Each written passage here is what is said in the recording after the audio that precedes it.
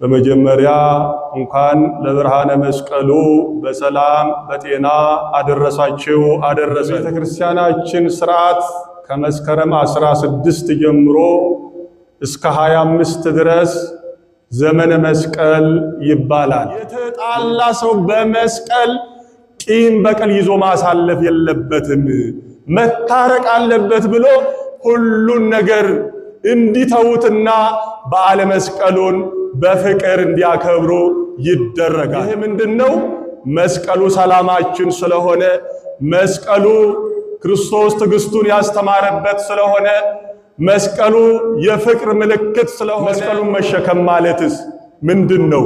እንዴት ነው መስቀሉን የምንሸከመው?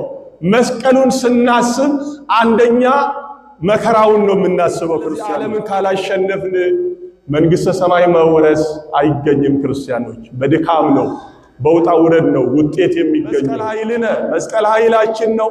መስቀል ቤዛነ፣ መስቀል ቤዛችን ነው። መስቀል መድኃኒተ ነፍስነ፣ የነፍሳችን መዳኛ ነው። አይሁድ ይክዱታል፣ እኛ ግን እናምነዋለን ብለን ሁልጊዜ የምንጸልየው እኮ ለዚህ ነው።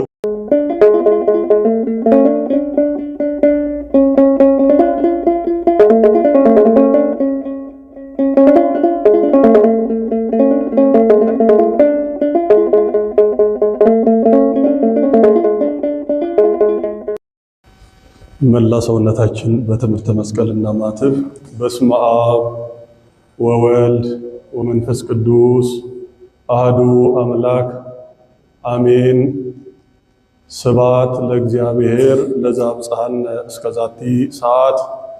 ከሁሉ አስቀድሞ አምላካችን እግዚአብሔር በሰላምና በጤና ጠብቆ ለዚህ ዕለት ለዚህ ሰዓት ስላደረሰንና በቤቱ ተሰባስበን እንድናመሰግን ስለፈቀደልን ክብርና ምስጋና ይድረሰው። ክቡር አባታችን ሊቀ ብርሃናት የደብራችን አስተዳዳሪ፣ ክቡር ሊቀ ስዩማን የደብራችን ዋና ጸሐፊ፣ ክቡር አባታችን ቆሞስ አባ ይሄይስ፣ አባቶቼ ካህናት፣ ወንድሞቼ ዲያቆናት፣ የሰንበት ትምህርት ቤት ዘማሪያን፣ ወጣቶች፣ አባቶች፣ እናቶች፣ እህቶች፣ ወንድሞች እንዲሁም በዛሬ ዕለት በሥርዓተ ቤተ ክርስቲያን ጋብቻቸውን የፈጸማቸው ሙሽሮች በኃያሉ በአምላካችን በመድኃኒታችን በኢየሱስ ክርስቶስ ስም ሰላም እላችኋለሁ። እንደምን አደራችሁ? እንደምን ሰነበታችሁ? እንደምን ለዚህ ሰዓት ደረሳችሁ? ቸርነት፣ ምሕረት፣ ይቅርታው የባህሪው የሆነ ቅዱስ አምላካችን እግዚአብሔር በቸርነቱ በምሕረቱ ሁላችንንም ጠብቆ ለዚህ ዕለት ስላደረሰን ክብርና ምስጋና ይድረሰው። የእናታችን የንጽሕተ ንጹሐን የድንግል ማርያም አማላጅነት የመስቀሉ በረከት ረድኤት ከሁላችን ጋር ይሁን። እንደ እግዚአብሔር አምላካችን መልካም ፈቃድ ጥቂት ደቂቃ የዕለቱን ወንጌል እንማማራለን። የምስጢር ባለቤት ቅዱስ አምላካችን እግዚአብሔር ምስጢሩን ማስተዋሉን እንዲያድለን ቅዱስ ፈቃዱ ይሆንልን። በመጀመሪያ እንኳን ለብርሃነ መስቀሉ በሰላም በጤና አደረሳችሁ አደረሰን። ለዚህ ያደረሰን አምላካችንን አመስግኑት። በቤተ ክርስቲያናችን ሥርዓት ከመስከረም 16 ጀምሮ እስከ 25 ድረስ ዘመነ መስቀል ይባላል። ምን ይባላል?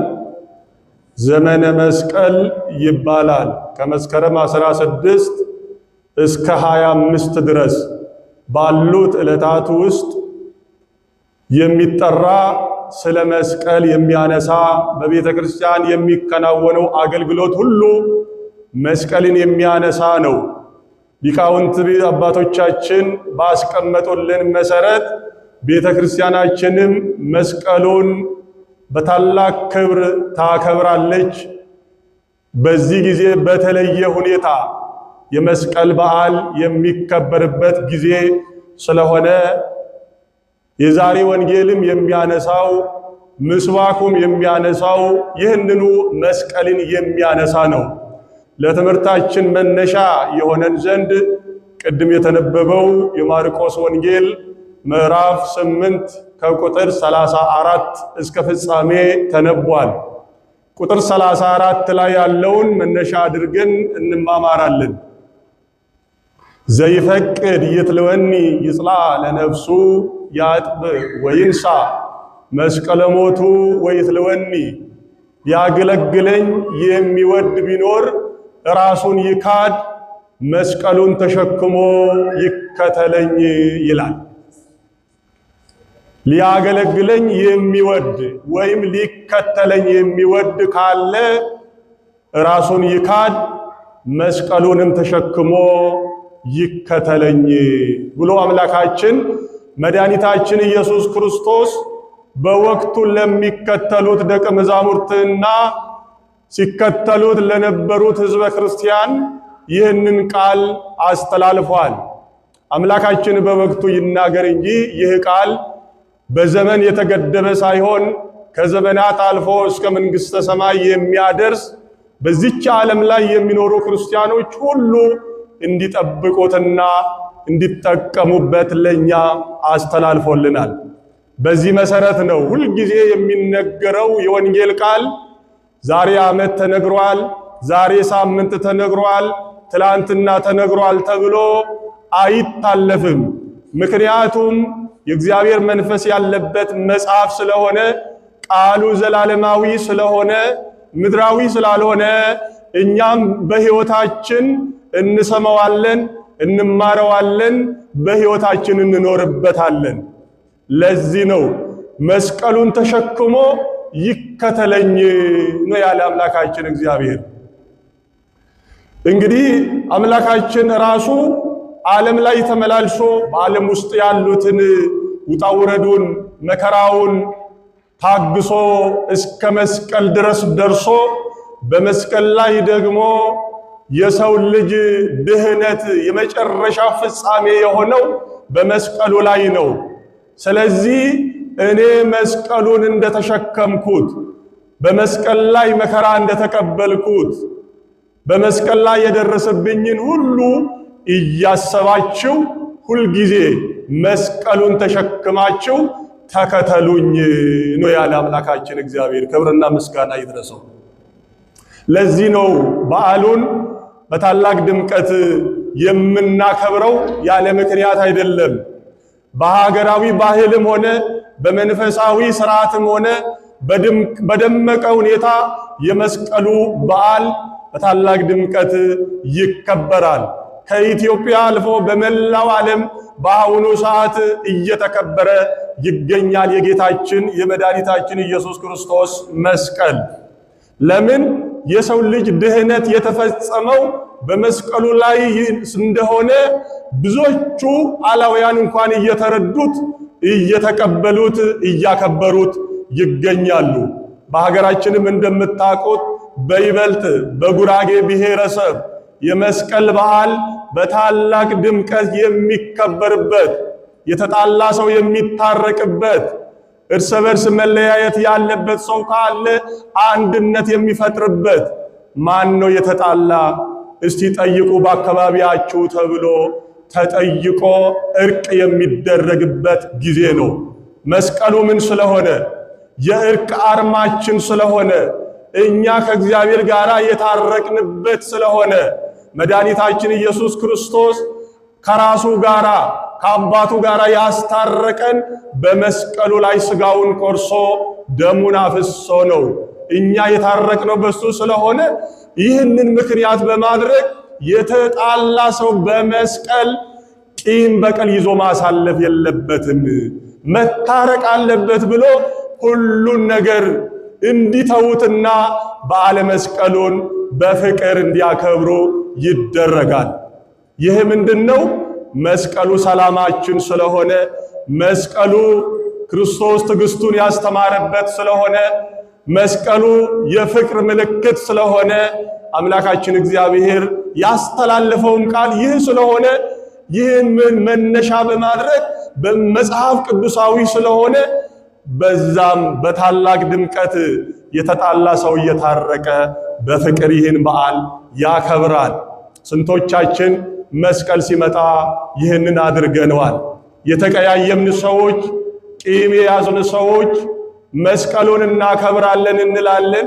ነገር ግን በአንገታችን ላይ መስቀል እናስራለን፣ ቂም በቀል ይዘን በዓሉን እናከብራለን። ይህ ከንቱ ድካም ነው የሚሆንብን ማለት ነው። ከእንዲህ አይነት መውጣት ይኖርብናል።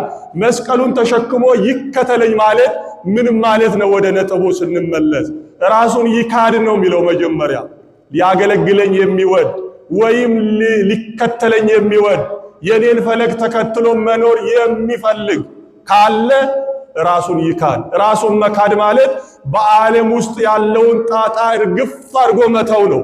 ቢበደልም ቢበድልም ክፉ ቢደርስበትም መልካም ቢደርስበትም ክፉ ያለማሰብ በጥቅሉ ክፉ ነገርን አስወግዶ ራስን ለእግዚአብሔር ማስገዛት ነው ራስን መካድ ማለት። ከዚያም በኋላ መስቀሉን ተሸክሞ እኔን ይከተለኝ፣ ከዚያም በኋላ መንግሥተ ሰማይ ይገባል ነው እያለ ያለው። መስቀሉን መሸከም ማለትስ ምንድነው? እንዴት ነው መስቀሉን የምንሸከመው? መስቀሉን ስናስብ አንደኛ መከራውን ነው የምናስበው ክርስቲያኖች። መስቀል ማለት መከራ ነው። መከራን መሸከም ማለት ነው። አምላካችን እግዚአብሔር ራሱ መከራን ተቀብሎ እናንተም ደግሞ በዓለም እያላችሁ መከራ አለባችሁ ታገሱ እያለን ነው። መከራ አለባችሁ ዓለም ውስጥ እያላችሁ፣ ነገር ግን እኔ መከራውን ታግሼ ይህንን ዓለም አሸንፌዋለሁ፣ እናንተም ዓለምን አሸንፉ፣ ዓለም እንዳይወስዳችሁ፣ ዓለም እንዳያታልላችሁ መከራውን ታግሳችሁ አሸንፉት እያለ ነው። ቅዱስ ጴጥሮስ ሐዋርያው አንደኛ ጴጥሮስ ምዕራፍ 4 ቁጥር 1 ላይ ስንመለከት ክርስቶስ በሥጋ ስለኛ መከራን ተቀበለ ይላል። ስለማን መከራን ተቀበለ? ስለኛ ሲል ነው። እሱ ኃጢአት ኖሮበት አይደለም፣ ኃጢአት ሰርቶ አይደለም፣ ወይም ወንጀል ፈጽሞ አይደለም መከራን የተቀበለ፣ ስለኛ መከራን ተቀበለ። ስለዚህ ዓለም ውስጥ ከዓለም ከሚደርስብን መከራ እንድንታገስ ይፈልጋል ማለት ነው። መከራውን ችለን እንድናሳልፍ ዓለም ውስጥ በምንኖርበት ሰዓት መቼም መልካም ነገር አለ፣ ክፉ ነገር አለ፣ ማጣት አለ፣ ማግኘት አለ፣ መጣላት አለ፣ መታረቅ አለ፣ ደስታ አለ፣ ሐዘን አለ። ዓለም ውጣ ውረድ አለባት። ይህ መከራ ሲደርስባችሁ ታግሳችሁ አሳልፉት። ምን እያሰባችሁ?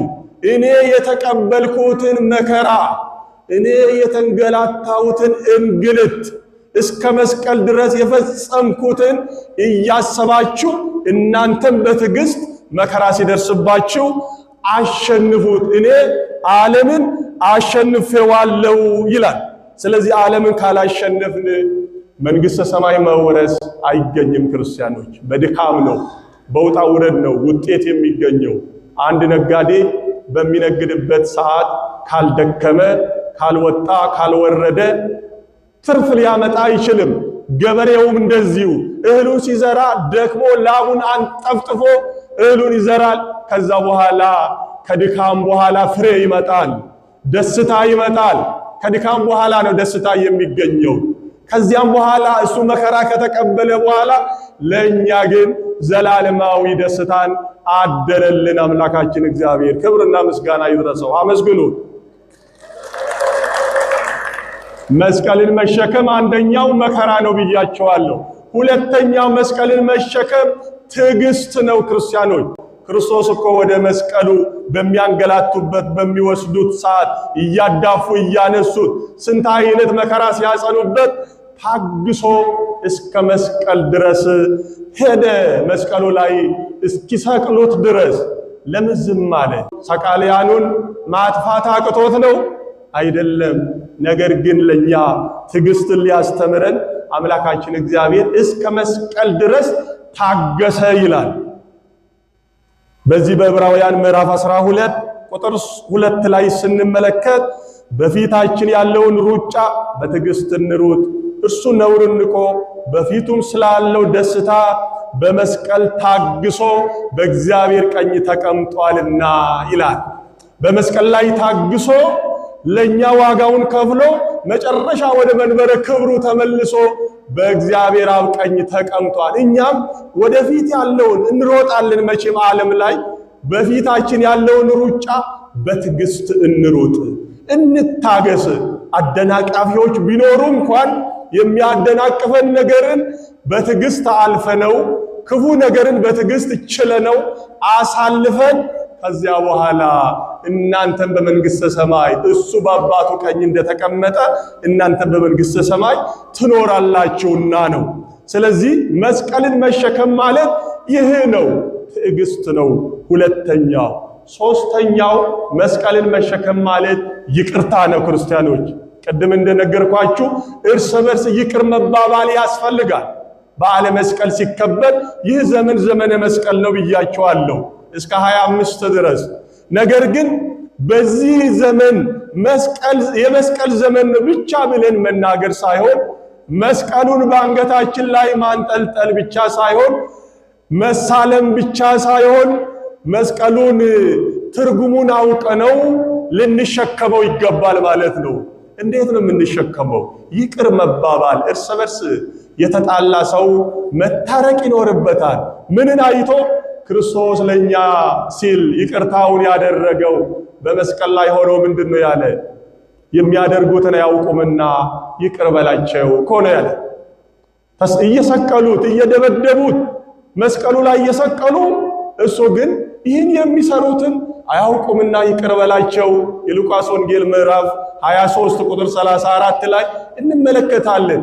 ስለዚህ ይቅር በላቸው ብሎ ወደ አባቱ ለመነ፣ ከራሱ ጋር ሊያስታርቀን። እኛ ወንጀለኞች ብንሆንም ኃጢአተኞች ብንሆንም ባልባሌ ቦታ ብንገኝም በመልካም ቦታ ብንገኝም ወደ እርሱ እንድንመጣ ይፈልጋል አምላካችን እግዚአብሔር።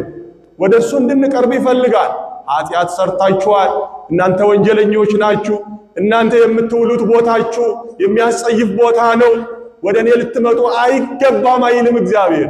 ግን ኃጢአታችሁን አምናችሁ በደላችሁን አውቃችሁ ወደ መስቀሉ ኑ፣ መስቀሉን ተሸከሙ፣ ይቅርታ አድርጉ።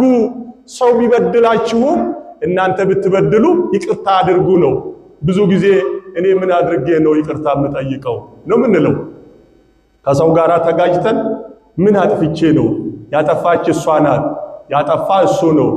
ለምንድን ነው እኔ ይቅርታ የምጠይቀው? ይቅርታ መጠየቅ እንደ ሞት ነው የምናየው። ይቅርታ ግን እግዚአብሔር አምላካችን እኛን ይቅር ብሎን በደላችንን ደምስሶልን ቅዱሳን አድርጎን እኛን ቀድሶ ወደ ራሱ አቅርቦ በደለኞች ሆነን እያለን እሱ ይቅርታ ያደረገልን እኛ ማን ስለሆን ነው ይቅርታ የማናደርገው? ብዙ ጊዜ የሚገጥመን እኮ ይሄ ነው። እኔ እንዴት ይቅርታ እጠይቃለሁ? ምን አጥፍቼ? ምን ጥፋት አለብኝ? ምን አድርጌ ነው? የሚገጥመን ይሄ ነው። ነገር ግን ብታጠፉም ባታጠፉም ይቅርታ የማን ነው ማለት ነው? የእግዚአብሔር ነው።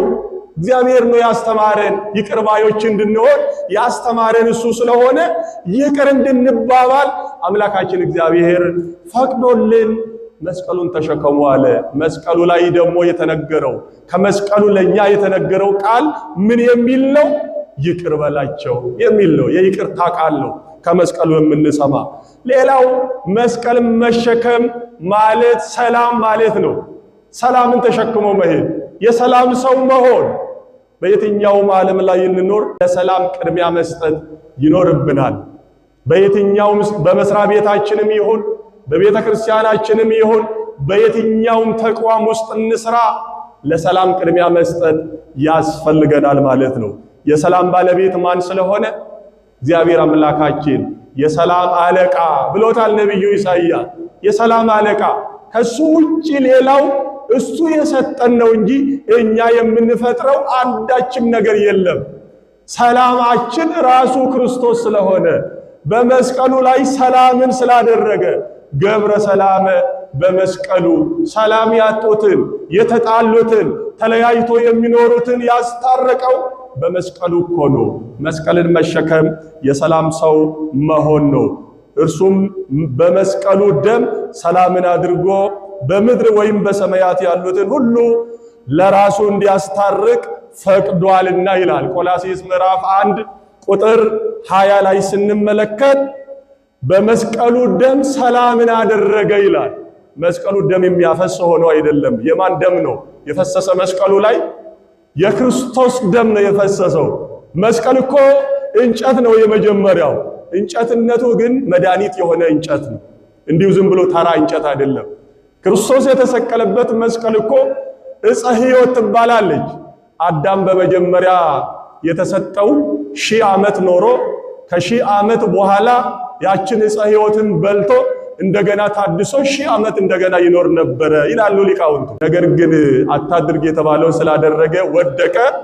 ያቺ ዕፀ ሕይወት ደግሞ ዞራ ቤት መጣች። በኋላም ደግሞ ዞሮ ክርስቶስን ሲሰቅሉ ያቺ አዳም ሊድንባት የነበረው በ1000 ዓመት ሊታደስባት የነበረው ዕፀ ሕይወት የተባለችው ክርስቶስን ወስዶ በዛች ዕፅ ላይ ሰቀሉት። አሁንም ዞሮ ምን አደረገ? ሕይወት ሆነው ለአዳም ማለት ነው። ሁለተኛም ሕይወትን አደለ። ምንም ሆነ ምን ክርስቶስ የተናገረው እግዚአብሔር አምላክ የተናገረው ስለማይቀር መጀመሪያም መታደሻው ሕይወት የምትሆነው ነበረች። በኋላም ደግሞ ሕይወትን ሰጥታ ድህነትን አገኘባት በዛው ዕፅ ማለት ነው።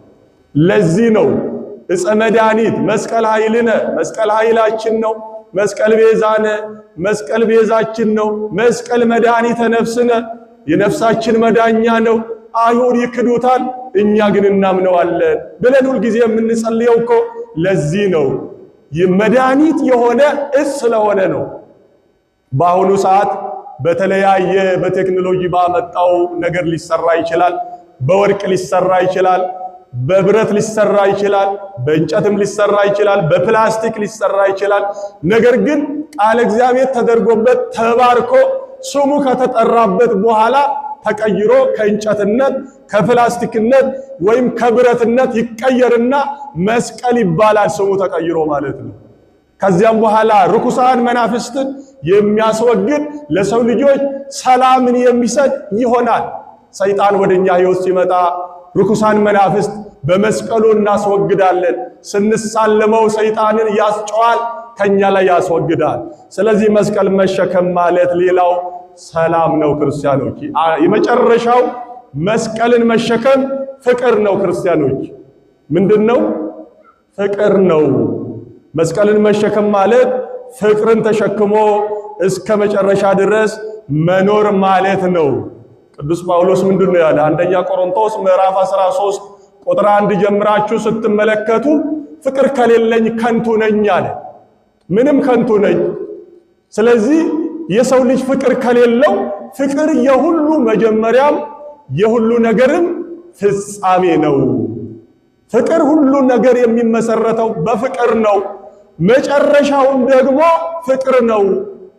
የሰው ልጅ በዓለም ውስጥ በፍቅር የሚኖር ከሆነ ተዋዶ የሚኖር ከሆነ ክፉ ነገር አይመጣበትም፣ ሰላምን አያጣም። ታግሶ ሁሉም ካሳለፈ እርስ በርስ በፍቅር የሚኖር ከሆነ መጨረሻው የሕግ ፍጻሜ ፍቅር ነው ብሎ ቅዱስ ጳውሎስም አስቀምጦልናል። የሕግ ሁሉ ፍጻሜ ፍቅር ነው። ክርስቶስም ሰውን በመውደዱ በመስቀል ላይ ተሰቅሎ ዋጋውን ከፍሎ ከዚያም በኋላ ፍቅርን ለልጆቹ አሳየ። ዛሬ በቤተ ክርስቲያን ሥርዓት ጋብቻቸውን የፈጸሙት ሙሽሮችም ምን ላይ ነው የሚመሰረተው ማለት ነው? ጋብቻው ምን ላይ ነው የሚመሰረተው? መጀመሪያ ፍቅር ላይ ነው የሚመሰረተው አይደል? ፍቅር ከሌለው አንድ ሰው ሊጋባ አይችልም አይደል? እንዴ ለጋብቻ አይበቃም። ፍቅር እህል እንደሚዘሩት ይዘራል፣ ይበቅላል፣ ያብባል፣ ፍሬ ያፈራል ማለት ነው። መጀመሪያ እህሉ እንደሚዘራ መጀመሪያ መተዋወቅ ይጀምራል። ከዚያም በኋላ ደግሞ ተዘርቶ እንደሚበቅለው ቀስ በቀስ እያደገ ይሄዳል ፍቅሩ። ከዚያም በኋላ ያብባል። ዛሬ አበበው በቤተ ክርስቲያን እንደተገኙ አበቦች ሆነው እንደተገኙ አበበ ፍቅሩ ማለት ነው። ተዘርቶ በቀለ፣ አበበ። ከዚህ በኋላ ደግሞ ምንድነው የሚጠብቀው? ከአበባ በኋላ ምንድነው የሚጠብቀው? ፍሬ ነው አይደል የሚጠብቀው? ከዛሬ በኋላ ደግሞ ፍሬ ያፈራሉ ማለት ነው። ይሄ ነው እኮ ፍቅር የሁሉ መሰረትም ነው የሁሉ ፍጻሜም ነው። አምላካችን ፍቅሩን ያሳየን፣ መስቀሉን ያደለን፣ በመስቀል ላይ ዋጋ ከፍሎ እኛን ያዳነን፣ መጨረሻችን በዚህ መስቀሉን ተሸክመን እሱን ተከትለን መንግስተ ሰማይ እንድንገባ ስላደለን ክብርና ምስጋና ይድረሰው አምላካችን። አመስግኑት እስቲ እግዚአብሔር። አንደኛው መስቀልን መሸከም ምንድነው ብያቸዋለሁ፣ መከራ። ሁለተኛው ትዕግስት፣ ሶስተኛው ይቅርታ፣ አራተኛው ሰላም፣ አምስተኛው ፍቅር ነው። ፍቅር የሁሉ መደምደሚያ ስለሆነ አምላካችን እግዚአብሔር በፍቅር በአንድነት እንዲያኖረን ሁላችንም ይህንን መስቀሉን ተሸክመን እስከ መጨረሻው እንድንጸና ክፉውን ሁሉ ታግሰን አሳልፈን ሰማያዊ ርስት እንዲያወርሰን ቅዱስ ፈቃዱ ይሁንልን።